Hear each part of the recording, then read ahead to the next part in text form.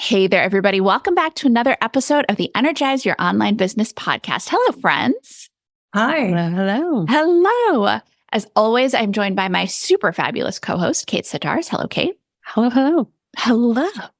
And today we have the pleasure of being joined by a CSS student, also entrepreneur extraordinaire, Helen Munshi. Hello, Helen.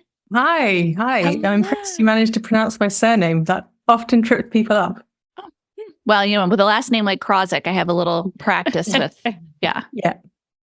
And let me give you the full introduction so people know exactly why they should not just tune in, but stick with this because this is going to be good. Helen Munshi is an online business strategist specializing in lead generation using quizzes. She combines a strategic approach to the customer journey in your business with the power of quizzes and personalized marketing. She has over 15 years experience in strategy and entrepreneurship, including being trained in strategy at Accenture Consulting. She supported thousands of entrepreneurs to start and grow their businesses from solo dog walkers right up to large multinational manufacturing companies. A little bit of a tongue twister there. Helen uses her consulting and strategy background to support her clients to build sustainable businesses, focusing on creating a list of buyers rather than ghosters so they can inject some big list energy into their next launch. We have a lot of stuff to talk about today, and I'm super excited to have you. Welcome, Helen. Oh, thank you so much. It's so great to be here. Yes, we are super glad to have you. I have had the pleasure of working with you through CSS for quite a while now. And you, I should tell everybody, and we'll dig into it more, but you are a CSS student and entrepreneur, of course, but then you've also become one of our resources and helped people build out their circuit. So we can dig into that as well. But let's go all the way back. What's your entrepreneur story? Like, what gave you the drive to create your own business? Yeah, absolutely. I know people say like, oh, I was selling sweets when I was at school, all that kind of stuff. That wasn't actually it for me. So I went to university, I did economics, I left there and I kind of had in my head, what I'm going to do, like the corporate ladder. I don't think I'd even really heard of entrepreneurship when I was at school. Like, I left in 2000. It's kind of dating me slightly, but like, it was a while ago. And like entrepreneurship wasn't really a thing. So I went and did the degree. I went and did some incredible training at Accenture, which I'm really, really grateful for. And it was focused on like government strategy, and it was very practical and sort of, big meetings, and you go into these companies and, you come up with new ideas and everything. But there were just so many levels of not bureaucracy, but like every decision had to go up the chain to then come back the chain and all these kind of things. And I love strategy. I love the practicality of it, but I wanted more creativity. I wanted more kind of working with the founders, more hands-on experience. So I kind of went sort of extreme the other way, and I joined a charity. So I worked for the UK's leading youth charity, working with like 18 to 30-year-olds on building their own businesses. So I kind of went full into kind of entrepreneurship training, helping them write their business plans. And I loved it.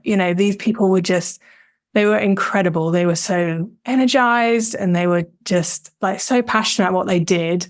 And I got to sort of work with them at that really early stage. And it's slightly addictive. You started many brands. You probably know this, like that initial spark of like, what are we going to do? How are we going to do it? What's it going to look like? What's the brand? What's this? What's that? So I fell in love with it and I caught their entrepreneurial bug and just kind of decided I wanted to go and, did that for kind of, I don't know, probably about 6 years or something. And then decided, actually I want to go and do my own thing. So then I did the thing that I tell everyone not to do, which was I just left without a plan. I would, left my job and I was like, all right, I'm going to go do my own thing. I think it's like they say builders, they have like the worst houses, right? So I think it's like business strategists decided to leave without a plan. But I left and was working on developing like businesses, like business applications for like big multinational corporations. It's kind of got dragged back into the big world again, but then also used that time to start my property business. So you will discover that I have many focuses, many passions. So I did that for a little while and then started building up my strategy practice. And it's like throughout all of it, even when I was working with the massive companies right down to the little ones, they all had one massive thing in common, which was they were incredible at what they did. They are the best dog walker, or they were the best person at, being a fertility dietitian or whatever your job was or whatever your business was. But they so often, they gave up and they were just really discouraged because and they thought it was them. They thought they were no good at what they were doing, but it's just about, there's lots of things, but it's mainly about eyes on the business, right? It's about getting enough people to know about who you are in this busy online world. So yeah, I basically developed and sort of iterated my business as I've gone along and focus on building out quizzes for people for lead generation, because they're just a really effective way of doing it. And I still get to bring in my strategy work, which I love. So it's kind of the end product is the quizzes, but there's a lot of kind of work that goes behind that as well. Yeah. Well, and one of the things I'm curious about is you have such a varied background. You worked with so many different types of business, so many different kinds of strategy. Why quizzes? What is it about quizzes that appeals to you so much that made you really want to focus on that? Yeah, I think it was definitely an answer to the problem that I saw across all the businesses in terms of like lead generation and sort of doing it in a way that's like fun and interactive. So there's definitely sort of specific reasons behind it. But the reason I initially discovered quizzes was actually my niece. So I've got many nieces and nephews. I was heading up to see one of them, and I think she must have been about maybe like 7 or 8. I always forget all their ages, but yeah, about 7 or 8. She opened the door. She's like a massive Harry Potter fan. She's like, oh, Auntie Halsey, you got to come and take this quiz and like figure out what, Hogwarts house you're in, basically. So we went and did it, and it was fun and it was engaging. And at the end of it, the thing that really sort of triggered it in my head was I couldn't wait to give my email address to find out like this earth-shattering information about what Hogwarts house I should be in. Which one are you in? Do you remember? Yeah, I do, of course. Yeah, I'm Hufflepuff. Yeah, exactly. She was like Gryffindor. I think she'd taken it like many, many times to get to Gryffindor. But anyway, so yeah, I couldn't wait to give it. And I was so often like, you see like a landing page or like an ebook or something, and you're like, yeah, I kind of want that information, but I really want to give out my email address again. But it's just, there's a different energy to it. I think when you go through a quiz and every question that you're answering, it's like it's what I call like a micro commitment to the person, to the business. You're understanding about their brand, and you're actually willingly giving people information about you and where you're at and all this kind of stuff, which nowadays with the changes in all our kind of data privacy and all this, like it's really hard to get information out of people. So yeah, it just kind of brought together lots of things. It's creative, it's fun, it's engaging, they work. You can personalize your marketing afterwards, which is just huge. It's not about loud shouting into the void with one voice now, assuming that all your customers are exactly the same person, because we obviously know they're not. So yeah, it just kind of brought everything together for me. And yeah, I get to spend my days creating quizzes, which, who wouldn't love that really? Fabulous. Yeah. Yeah. Quizzes they're really amazing. They provide so much value on both sides of the equation for the person who's opting in. Certainly they can be fun, like which Harry Potter house are you in?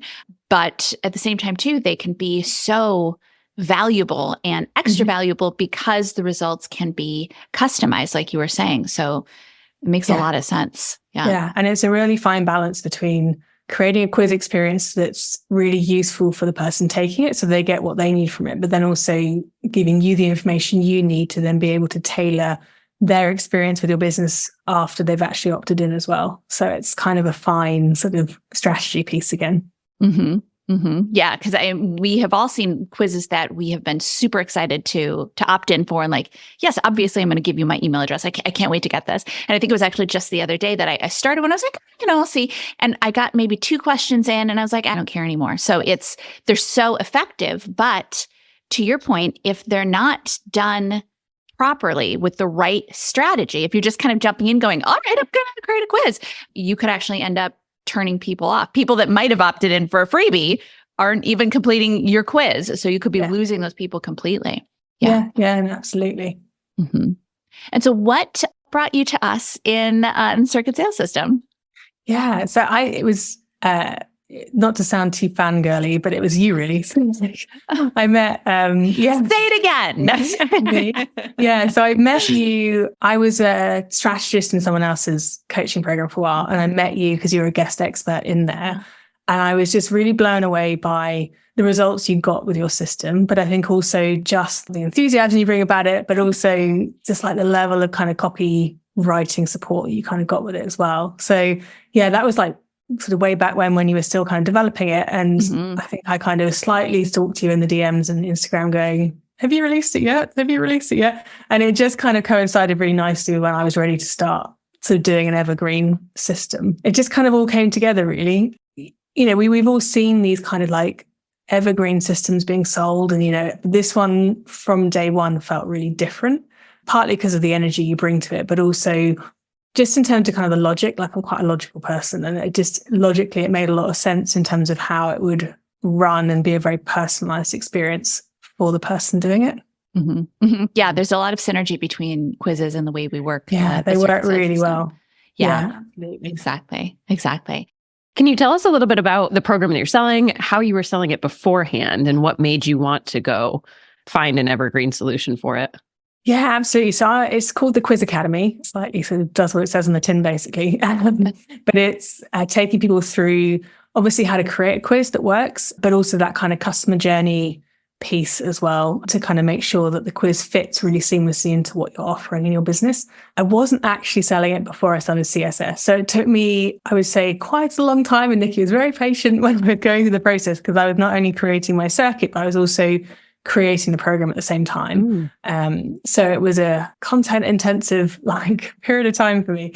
But yeah, I mean, so I don't have results from when I was selling it previously, but I also know the reason I really wanted to come and do CSS is I know how I feel during a launch process. So, you know, I've launched other programs before with good success in terms of like live launching and challenges and all that kind of stuff. But I'm quite a behind the scenes, what I like to say, I'm backstage in my business is like my happy place, basically. Yeah. So launching is not a natural thing for me. And I basically got to the point where I just stopped launching. I would launch maybe I'd do some flash sales through emails. They always work really well for me.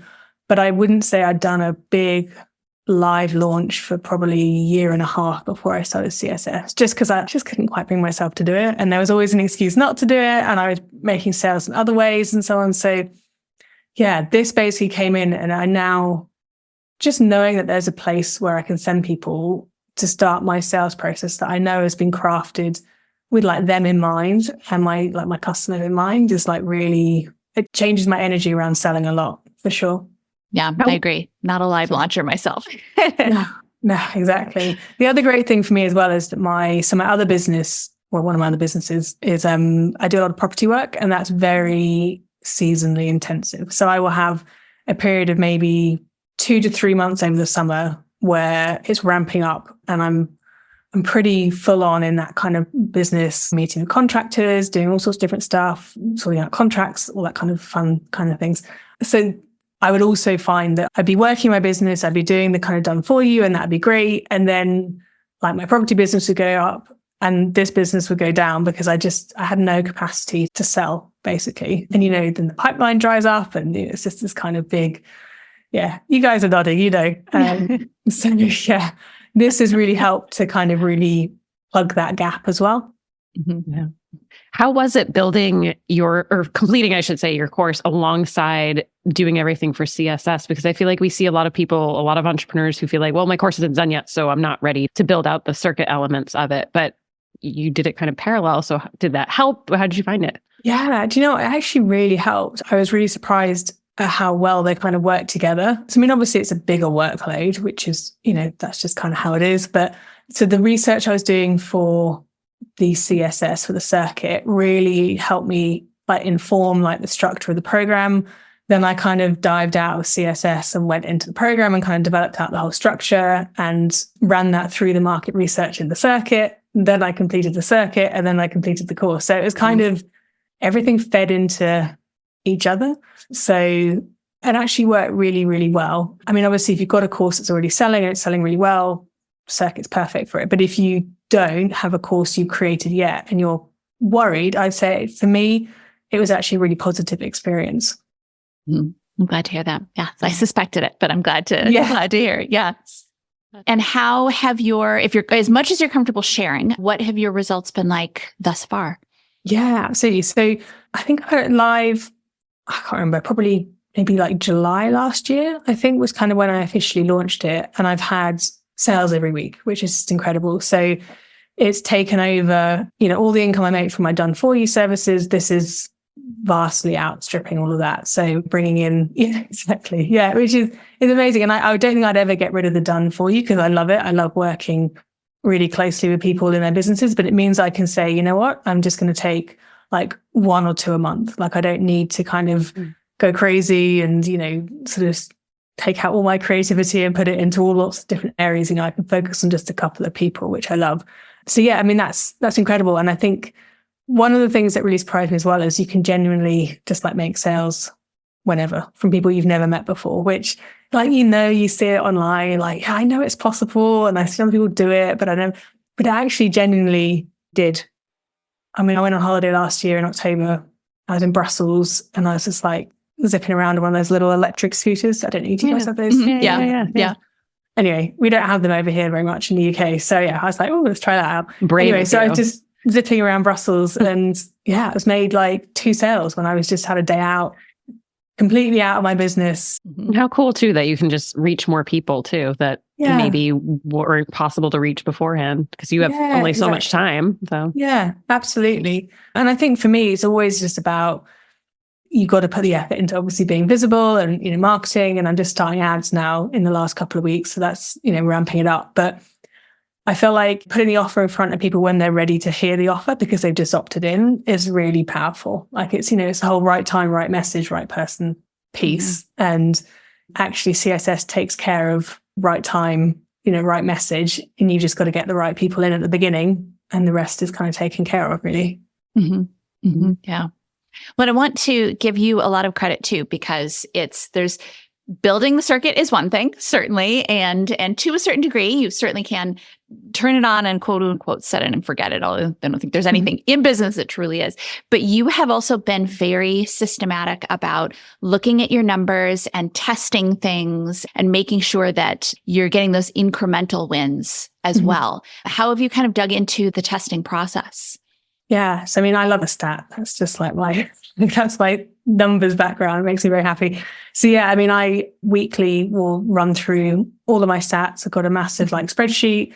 I look at kind of what the target is I have and I pick off each week. Is there something that I could really focus on that's going to improve my circuit? And sometimes it's even just a small tweak. We made some changes to my opt-in page in that, I went from like a 28% conversion rate on my opt-in up to like a 59% conversion on my opt-in just by switching like a headline and moving a testimonial further up, which is amazing. But then I turned on a different kind of pop-up on my website and then my conversions tanked. I was like, right. So it was like, it's kind of up and then you took it up again and then they go back up again. So it's like a very careful kind of dance with it. But what I always have believed in my business is that the numbers tell you a story. You've got to record the numbers, then you've got to actually listen to the story that the numbers are telling you and then kind of act on that. And I find it weirdly, I can never say this word, meditative. It's very it's very soothing, I find, to do the numbers, which a lot of people don't find that. But yeah, I love just sort of sitting, doing the numbers. Well, and I don't know about you, but I find it really fun to go, okay, let's try testing this and then see what the results are. Kate and I are always laughing because in our business we'll be like, oh, this is going to be something that's going to make such a huge difference. And then it makes like a little difference and little differences are worth it. Certainly sometimes or no difference or it doesn't win at all. So it's the one that we thought wouldn't win is the winner. And it's like, all right, well. Yeah. And then also every business is different. So I implemented what do you call it? Window shade when you first come on. And I know you guys have had great results with that. And I put that on. I was like, oh, this is going to be amazing. And then I put it on and I literally just my conversion rate on my opt-in completely dropped. And it was more also the amount of traffic to it. Because I think they were getting maybe, I don't know if it's frustrated. I don't know. You can't ever tell just from the numbers. But there was a reason why once the window shade popped up, they then didn't click on or sign up to the opt-in just on the organically on my website. So it's interesting. Yeah. And you can't panic. It's a kind of you got to keep your head, haven't you, in this game? Yeah. That's so many opportunities to panic in business and absolutely. And you can't do it. Yeah, exactly. Well, and the nice thing too about running traffic constantly through a circuit versus dealing with a live launch, something like that, is that with a live launch, you have one chance to test, and you better hope that it's something you picked the right thing. Yeah, exactly. Whereas when you're sending people through a circuit continually, you can be making changes on a regular basis and getting results very quickly and seeing how those things are improving, or, as we said, this can happen, decreasing your results regularly. Yeah, absolutely. So I mean, it's the systematic approach, isn't it? So I keep like a change log. So I put a date, what the change was, so then I can look back and go, okay, so why have my figures dropped here? Then I look back and go, okay, so I made that change like a week ago. I added this onto my website, probably that. So let's reverse that and kind of start the process again, really. And the interesting thing I'm finding as well is it does work really well with quizzes. So they're offered an opportunity at the end of the quiz, their results page, to actually then sign up for my kickoff kind of masterclass. And then if they don't sign up, and then automatically put into it at like 24 or 48 hours later. And I'm finding actually that that's converting really well. I'm getting a higher sort of percentage of double opt-ins from that. And the kind of that slightly gentle warm up, then the masterclass for me has worked really well. So do you, and if you don't want to reveal the secret sauce, you certainly don't have to, we can cut this right out, but are you sending people to the quiz, they complete the quiz, and then in order to get the results and to sign up for the masterclass, they opt in, or do they get the results and then to get the masterclass, they opt in? How are you doing that? Yeah, so it's almost like it is a double opt-in, I guess, already. So they sign up to get the results for the quiz, they'll put their email address in then, and then the call to action on the results page is click here to get your masterclass, basically. So it's a good point. I mean, currently it's signed, so basically they have to sign up twice, but actually if I changed the results page link to a trigger link, then I could easily just have them go straight through without having to put their email address in. So that might even, I need something to test. Like it's maybe. Yeah, worth testing. Exactly. Worth testing. Good idea.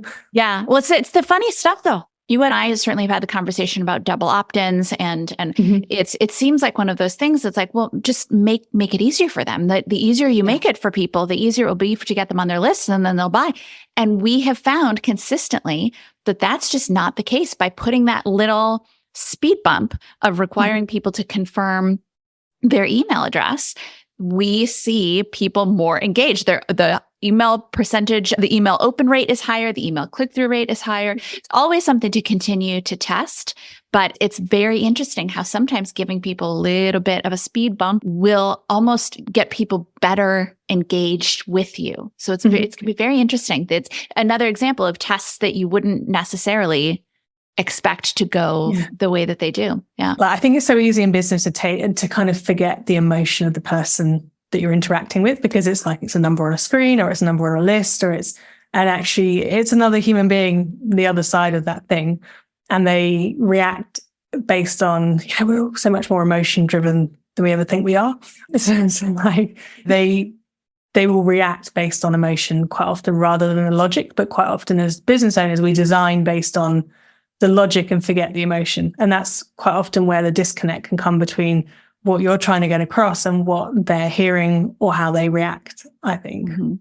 Exactly. I think you're right. We design for things and don't even think about the way that we ourselves interact with things. I personally will tell you, I opt in for things, and then I opt in and don't even go look in my inbox to see if I got the thing, or I look maybe a while later and I'm not as interested anymore. But I think that element of encouraging people to go and take a look now and confirm now does. And you know that we have a way to make sure that no matter what, everybody is on the list, gets into the circuit. But the people who do complete that double opt-in, they're that much more engaged. So I don't know, very interesting.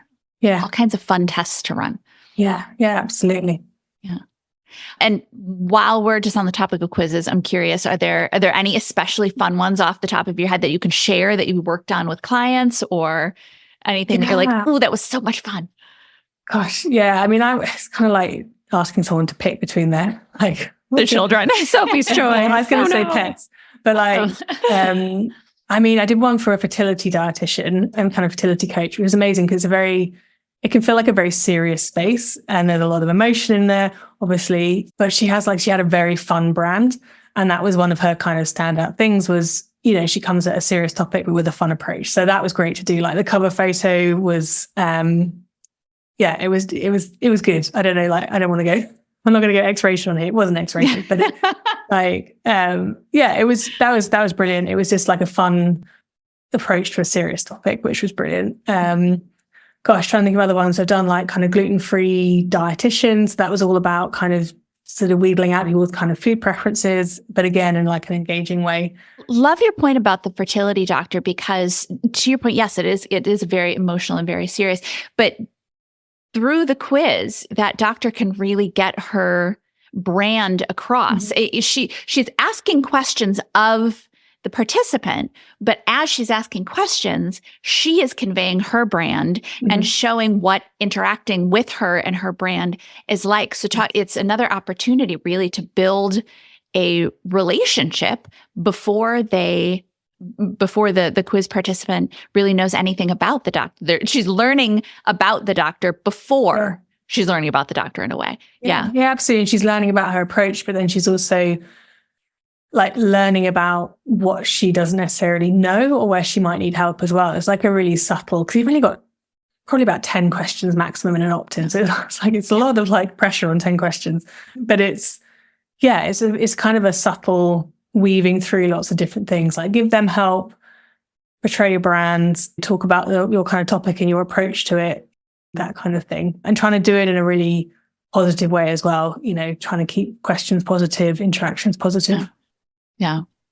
And do you recommend usually that most brands, I mean, obviously I would think probably start with one quiz, but do you then, I could just imagine business owners getting excited about all of the possibilities. So do you recommend starting with one and then as that succeeds, adding more? Or do you find that it's a little bit better if people just really focus on one stellar quiz and maybe save later ones for the customer journey further down the line? Yeah. So I think it's similar to you in that you kind of want minimal distractions. Like I know you say like, make this your funnel point, like when you enter, and it's similar. So like, don't kind of bombard them with loads of different kind of quiz options. They're like, well, I'm going to take that one. No, I'm going to take that one.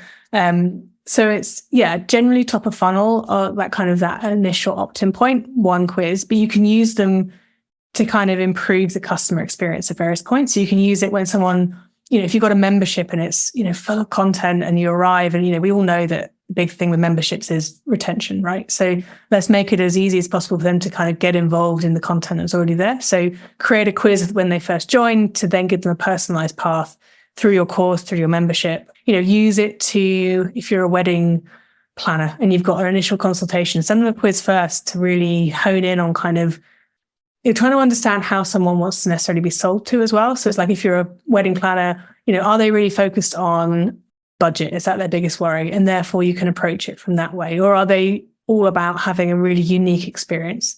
And they'll tell you that in their quiz answers. Then you can, you're not going to start talking to them about budget if what they really want to be talking about is spending loads and loads of money to make it as unique and an incredible, extravagant experience as possible, because those two things don't line up.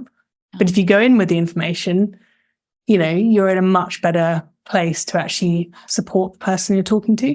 So you can use it there. You can use it on exit from your business to try and maybe retain them as a customer going forward. Like there's just loads of different ways that you can use them. We tend to focus on start a funnel because it's the place most people need work initially, and they'll see the biggest results to start with. But you can use them lots of different places. Mm-hmm. Yeah. Oh, I know. Just the possibilities, they're exciting. Yeah, no, absolutely. Yes, exactly. So to kind of wrap up on two different sides, if someone were to say, Helen, I'm a business owner and I'm kind of interested in moving away from live launching into the circuit sales system, what would you say to them about what has your experience been? Yeah, I mean, I would say, and it's easy to say because I've obviously been through it, but like, just don't hesitate. It's an incredible system that's so much more sophisticated than your classic kind of evergreen. So in terms of a selling process, it really, really works. But also I got so much more out of it than just that. It gave me a lot of kind of copy and messaging that I've now used in different parts of my business, so that it makes me look a lot more polished than I probably am, if I'm honest, because it's like you have your messaging, you have it all dialed in that you can then use across lots of different places. Excellent. And of course, too, if someone is listening and they're like, I want to do a quiz too, as I'm sure many people are, how can they find you?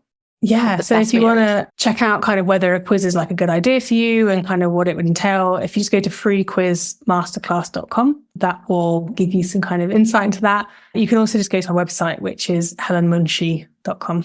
And Love it. good luck with spelling that. So Yeah, we're going to put it in the show notes. Yeah. I don't even have to worry about it.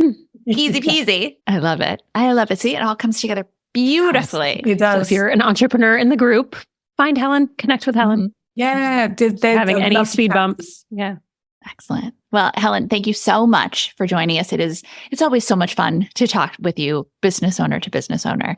And quite transparently, now my mind is buzzing a little bit about quizzes. Kate can see it in my eyes. She knows there's a meeting request coming through. Yes. Yeah, it would work really nicely. I'm guessing you get a lot of people coming going, should I be in the copywriting course or should I be in the freelancer course? Yeah. For those brands as well. Yeah, absolutely. There's so many possibilities with quizzes. Yeah. But it's been lovely to chat with you. It's just, I always get so energized just having conversations with people. So thank you.